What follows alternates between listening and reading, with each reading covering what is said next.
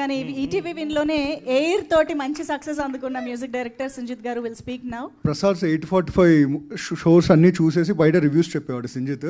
So అది మా తమ్ముడు సార్. అది వాడు వెళ్ళిపోయాడు, వాడు కాకినాడలో ఉండిపోయాడు, నేను వచ్చా బయటికి. సార్ మీ సినిమాలన్నిటికీ మంచి రివ్యూ చెప్పారు సార్. సూపర్ సంక్రాంతి వస్తున్నాం, super sir. Thank you sir for coming.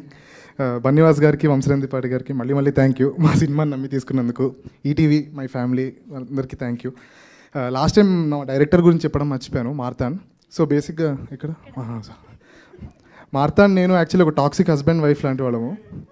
లేదు మామూలుగా అరే వినండి రా, అరే డబ్బులు ఇచ్చావా?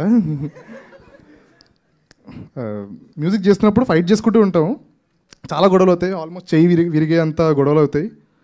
తర్వాత రాత్రి హాయ్ అని మెసేజ్ కొడతాడు. హాయ్ అంటే సార్ సినిమాలోనే హాయ్ కాదు,